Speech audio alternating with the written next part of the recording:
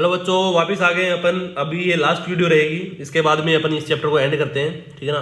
तो थोड़ा सा फिजिकल का पोर्शन है बच्चों, इसलिए थोड़ा सा अपन को थोड़ा डिटेल में जाना पड़ेगा, बाकी कोई जरूरत नहीं है, ठीक है ना। अभी बात करते हैं, हेडिंग डालो Ellingham diagram for the formation of metal oxide, for the formation of metal oxide, ठीक है ना।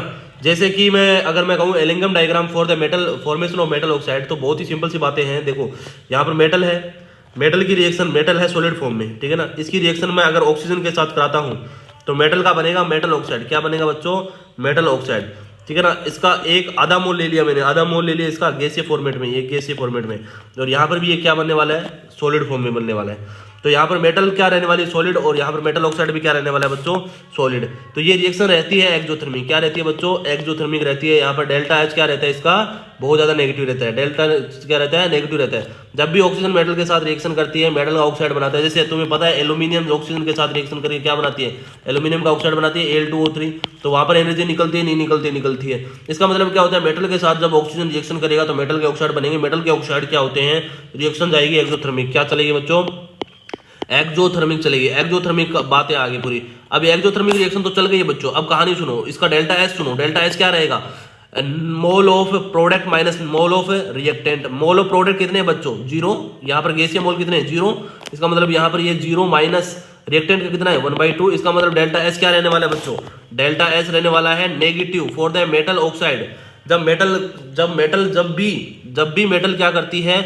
ऑक्सीजन के साथ रिएक्शन करती है, मेटल का ऑक्साइड बनाता है, तो उसका एंट्रोपी घटता है बच्चों। क्या करता है? एंट्रोपी कम होता है, बढ़ता नहीं है ना। और एक्सोथर्मिक रिएक्शन रहेगी तो delta G is equal to delta H minus T. Delta S क्या कहता है अपन को? ये तो नेगेटिव रहने वाला है। इसका मतलब फॉर्मूला क्या रहने वाला है? Delta G minus delta H plus हो जाएगा ना, माइनस डेल्टा एस है प्लस टी डेल्टा एस। इसका मतलब ग्राफ बनने वाला है कुछ ऐसा यहाँ पर। तो delta G is equal to delta G 0 आ गया यहाँ पर। डेल्टा जी यहाँ पर तो रहेगा पॉजिटिव, यहाँ पर रहेगा क्या? पॉजिटिव, और यहाँ पर रहेगा नेगेटिव। तो यहाँ पर ग्राफ अभी भी देखो, ग्राफ ऊपर की साइड जाएगा पॉजिटिव स्लोप के साथ और नेगेटिव इंटरसेप्ट के साथ जाएगा। पॉजिटिव स्लोप और नेगेटिव इंटरसेप्ट के साथ ये ग्राफ है बन जाएगा बच्चों। समझे बात क्या? तो यहाँ पर नेगेटिव इंटरसेप्ट इसकी वैल्यू कितनी रहेगी? इधर से इधर तक है माइनस डेल्टा एच, है ना। और जैसे जैसे टेम्परेचर बढ़ेगा वैसे वैसे डेल्टा जी की वैल्यू भी बढ़ेगी। तो कोई भी मेटल, जब भी मेटल ऑक्साइड बनाएगा तो यहाँ पर ये ग्राफ बनने वाला है। जैसे कि अपन ने बनाया था ना, पीछे भी एक ग्राफ बनाया था। किसके लिए बनाया था? कार्बन मोनोऑक्साइड जब CO2 में कन्वर्ट होती है तो सेम ग्राफ उसके लिए बनने वाला है, ठीक है ना। तो जब भी कोई भी मेटल होती है वो ऑक्सीजन के साथ रिएक्शन करती है तो मेटल ऑक्साइड्स के साथ बनने वाला ग्राफ ये रहने वाला बच्चों, ठीक है ना। अब ये इंपॉर्टेंट बात है, खेल तो यहीं से स्टार्ट होगा। अब एक क्वेश्चन लिखते हैं। अब सुनो, देखो ये रिएक्शन जितना ज्यादा स्पॉन्टेनियस रहेगी, मैं कह रहा हूं जितनी ज्यादा स्पॉन्टेनियस रहेगी, अब अच्छे सुन लेना, जिसका जितना ज्यादा डेल्टा जी नेगेटिव रहने वाला है। मैं क्या बोल रहा हूं? जिसका जितना ज्यादा डेल्टा जी नेगेटिव रहने वाला है, जिस रिएक्शन का डेल्टा जी जितना ज्यादा नेगेटिव रहेगा उस रिएक्शन में रिएक्शन उतनी ही ज्यादा स्पॉन्टेनियस रहेगी, उस रिएक्शन में उतना ही ज्यादा ये प्रोडक्ट होगा, ये जो प्रोडक्ट है वो उतना ज्यादा स्टेबल रहेगा।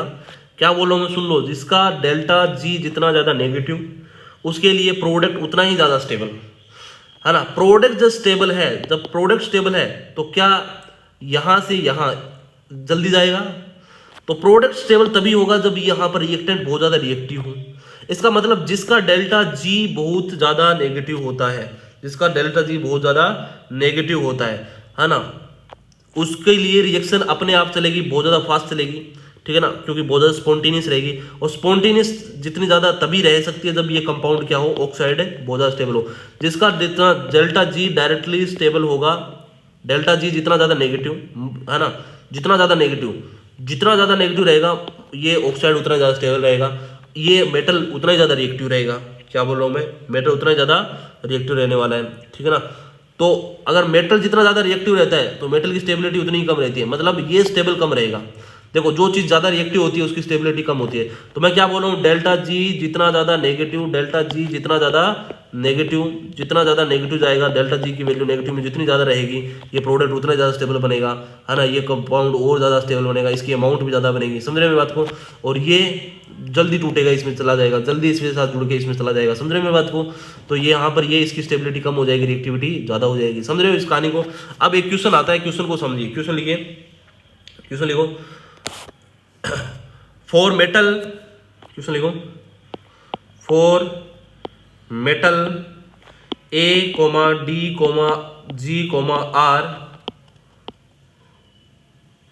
form their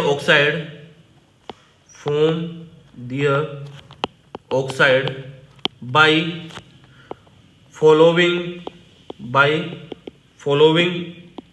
reaction.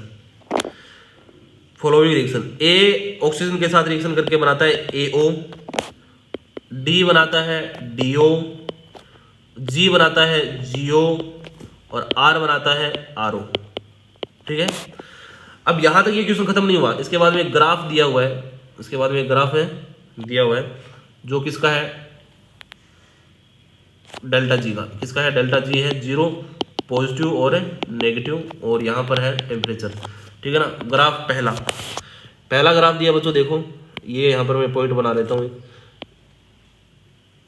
पहला ग्राफ यहाँ से दिया है, ठीक है, एक ग्राफ दे दिया, ठीक है, और उसके बाद में दूसरा ग्राफ दे रहा हूँ मैं तुमको,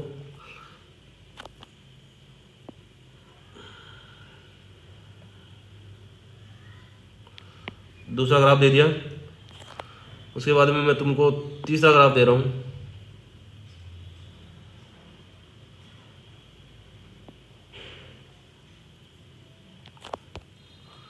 तीसरा ग्राफ दे दिया, उसके बाद में तुमको चौथा ग्राफ दे रहा हूँ मैं, चौथा ग्राफ दे दिया, ठीक है।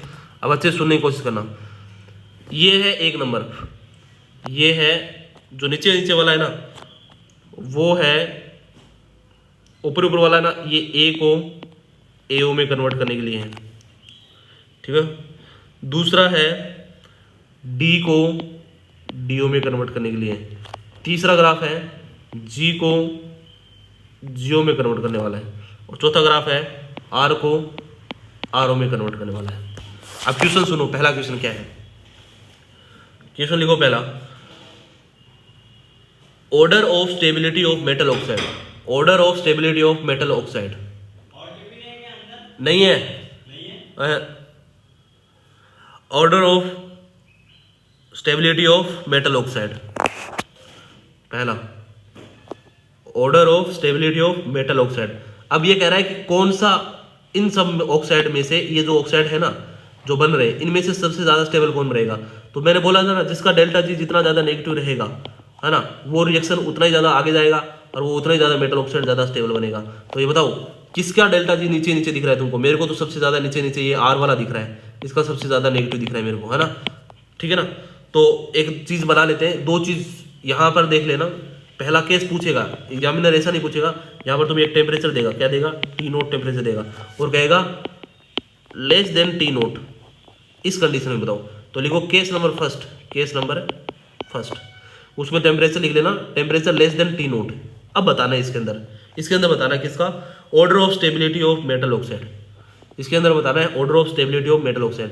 अब T0 से पहले बताओ सबसे नीचे कौन है, R है, तो इसका डेल्टा जी सबसे ज्यादा नेगेटिव है, डेल्टा जी सबसे ज्यादा नेगेटिव किसके लिए है, R के लिए, सबसे ज्यादा नेगेटिव किसके लिए, R के लिए। इसका मतलब ये बहुत ज्यादा स्पॉन्टेनियस रिएक्शन है, बहुत ज्यादा स्पॉन्टेनियस रिएक्शन है, मतलब ये तुरंत जाएगा, इसलिए क्या होगा, RO बहुत ज्यादा स्टेबल होगा।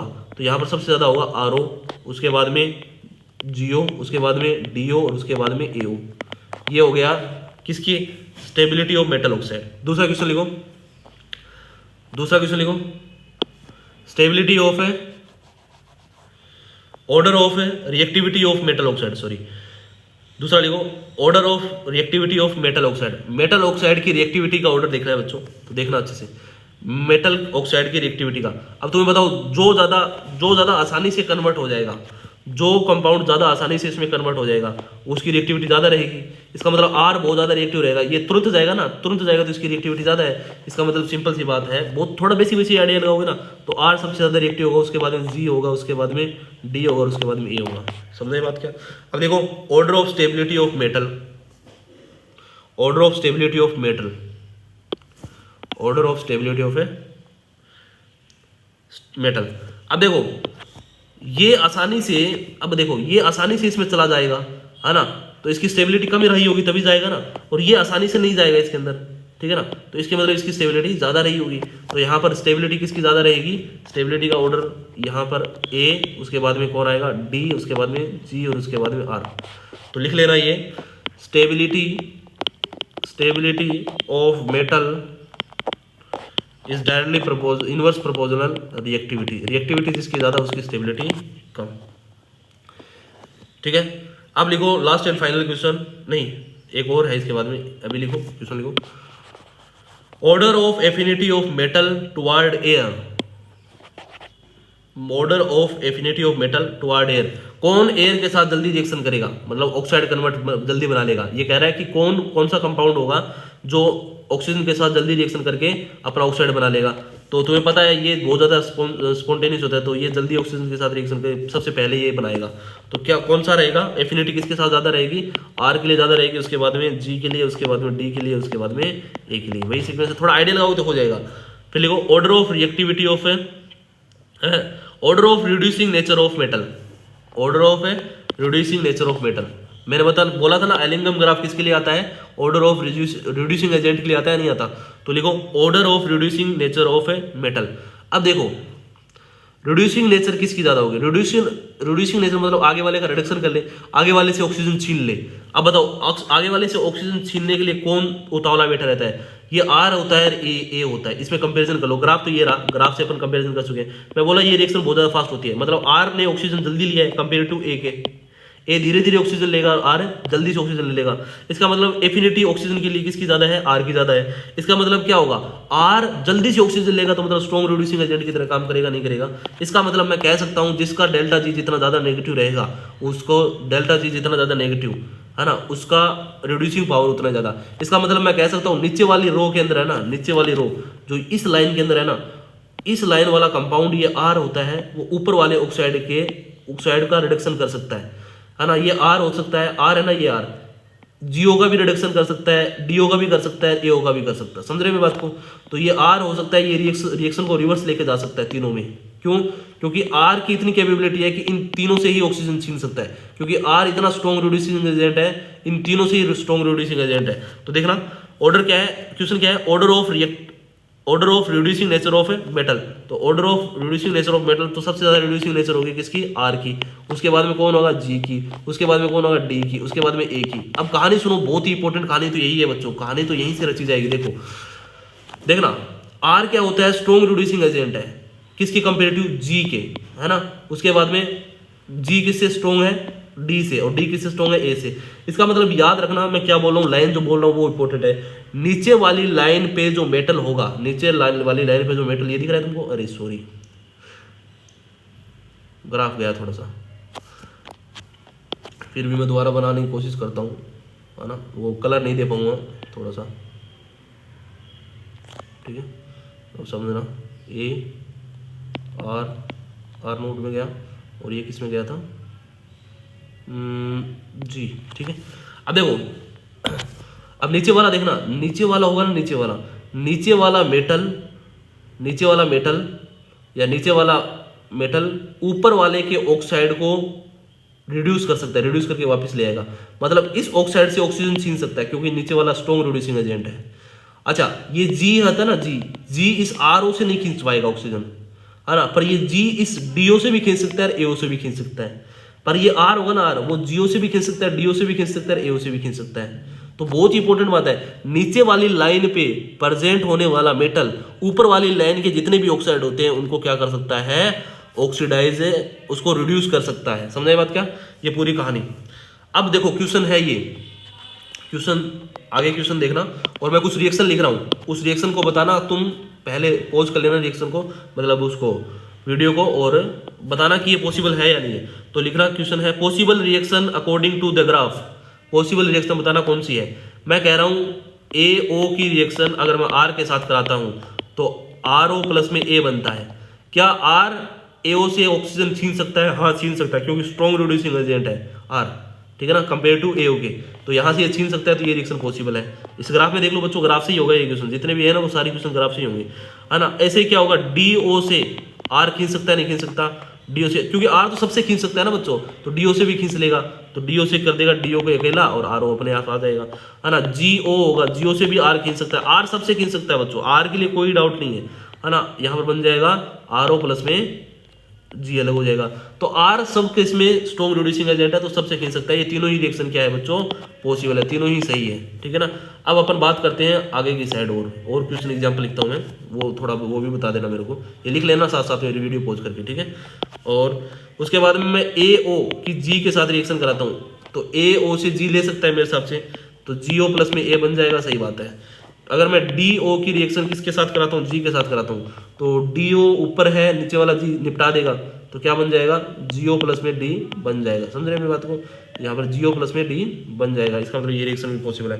पर अगर मैं कहूँ कि आर ओ से जी ले ले, है ना, आर ओ से ये जी ऑक्सीजन ले ले, तो ये पॉसिबल है नहीं है, ये पॉसिबल है नहीं है, ठीक है ना। तो ये ऐसे अपन कह सकते हैं, इसलिए अपन कह सकते हैं, नोट लगा लेना, बॉटम वाला लाइन पे, बॉटम वाली लाइन पे प्रेजेंट मेटल ऊपर वाली लाइन पे प्रेजेंट है, ऊपर वाली लाइन पे प्रेजेंट है ऑक्साइड का क्या कर सकता है बच्चों, रिडक्शन कर सकता है, ठीक है ना। ये लाइन लगा लेना। अब एक नोट लगाओ बच्चों, बहुत ही ज्यादा इंपॉर्टेंट नोट है, वो लगाओ, नोट लगाना। इन एलिंगम डायग्राम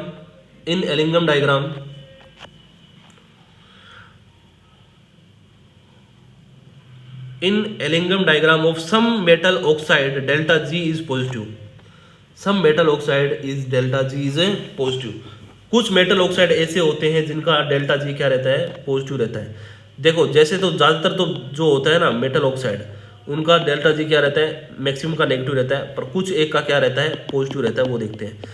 जैसे कि तुम्हें बताया था मैंने एच जी को ऑक्सीजन बिल्कुल पसंद नहीं है, तो अगर एच जी को एयर के साथ रिएक्शन करेंगे तो क्या होगा, सुनो अच्छे से। एच जी को जब एयर के साथ रिएक्शन करेंगे, 1/2 ऑक्सीजन दिया मैंने, है ना, तो एच जी ओ बना। ये स्टेबल है, क्या है ये, स्टेबल है, ये है अनस्टेबल, ये है अनस्टेबल, ठीक है। यहां से यहां तो चला वो डेल्टा जी क्या चला, यहां से यहां क्या चला वो डेल्टा जी नेगेटिव चला, क्या चला, यहां से यहां डेल्टा जी नेगेटिव चला। पर यहां से यहां टेम्परेचर, इसको जैसे टेम्परेचर और मिला तो डेल्टा जी क्या हो गया, टेम्परेचर यहाँ से यहाँ तो स्टेबिलिटी आ गई। अब डेल्टा जी को जैसे टेम्परेचर बना ऑक्सीजन रिलीज कर देगा, क्योंकि मैंने बोला था ना ये डेल्टा एच जी ओ होता है, ऑक्सीजन को नहीं रखता। यहाँ से वापस से क्या बन गया, ये अनस्टेबल बन गया, अनस्टेबल बन गया तो डेल्टा जी क्या बन जाएगा, वापस से पॉजिटिव रहने वाला है। तो दो रिएक्शन से होकर गुजरता है बच्चों। पहले तो क्या रहेगा, एच जी से एच जी ओ में कन्वर्ट करेगा तो ये स्टेबल है ना।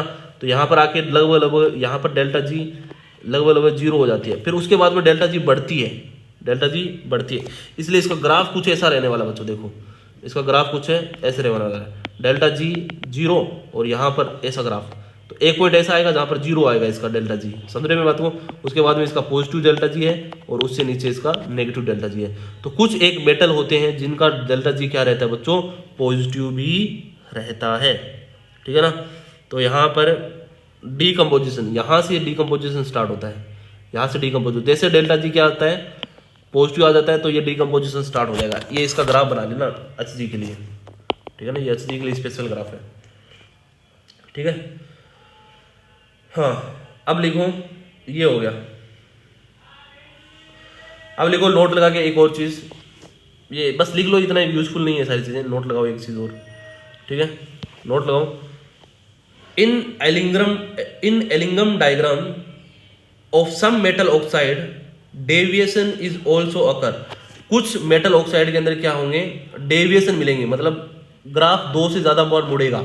देखो डेविएशन कैसे मिलेगा, तो ग्राफ बनाते हैं अपन, ये ज़्यादातर जिंक के लिए बनता है ना। तो डेविएशन कैसे मिलेगा सुनना, यहाँ पर डेल्टा जी का ग्राफ है 0, ठीक है ना। यहाँ पर डेल्टा जी ऊपर से नीचे बढ़ रही है, यहाँ पर डेल्टा जी क्या है, नेगेटिव है, और ऊपर की साइड डेल्टा जी क्या है, पॉजिटिव है, ठीक है। और यहाँ पर जैसे जिंक आएगा, पहला जिंक का मुड़ा इधर आएगा, उसके बाद में ऐसे मुड़ जाएगा, और उसके बाद में ये ऐसे मुड़ेगा ये। तो तुम्हें एक मिनट, ऐसे नहीं, ये ऐसे समझ में आएगा। थोड़ा सा इधर मोड़ देते हैं, उसके बाद में इधर मोड़ देते हैं, तीनों ही हटा देता हूँ मैं एक मिनट, तीनों हटा देता हूँ एक मिनट को। पहले ऐसे, फिर उसको ऐसे, फिर उसको ऐसे। तो 3 जगह मोड़ दिखेगा तुमको, एक तो यहाँ पर मोड़ दिखेगा, एक यहाँ पर मोड़ दिखेगा। तो यहाँ पर डेविएशन बहुत जगह आ गया है ना, कई ग्राफ में ऐसा भी आएगा, डेविएशन कई जगह आएगा। ये T1 टेम्परेचर है, और ये है डेविएशन का T2 टेम्परेचर, ठीक है ना।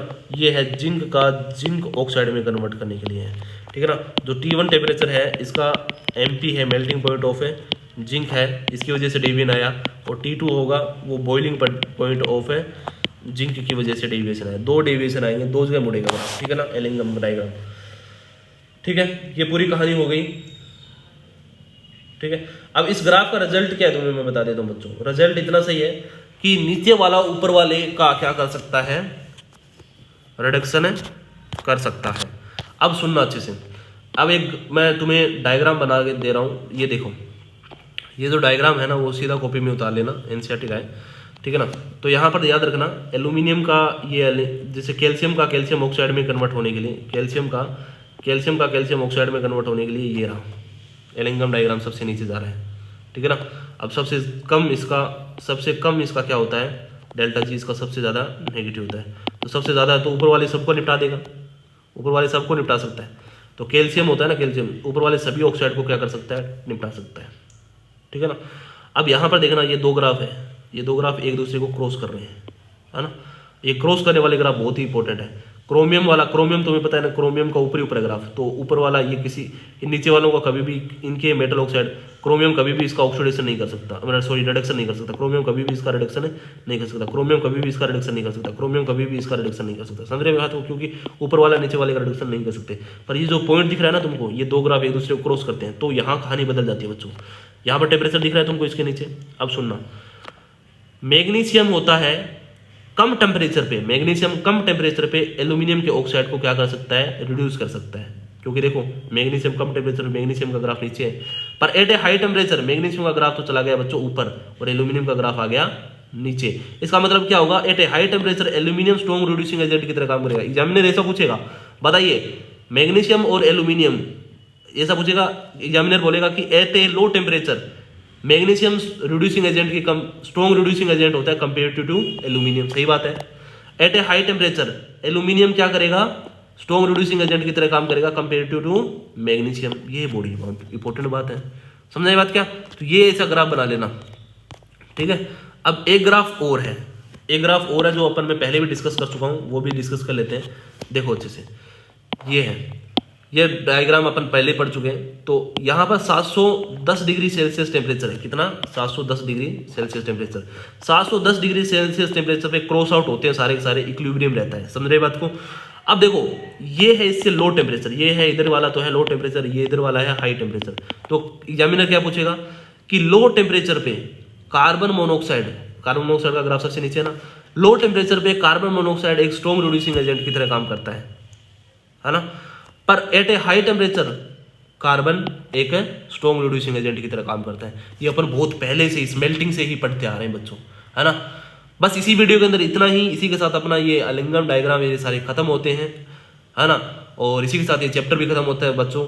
अभी के लिए बस इतना ही, बाकी बातें करेंगे एक नेक्स्ट चैप्टर के साथ जिसका नाम है पॉलीमर। पॉलीमर खत्म हो जाएगा, देन ये सारा सिलेबस तुम्हारा खत्म हो जाएगा। मेरे को बस इतना सा करवाना था ऑनलाइन, ठीक है।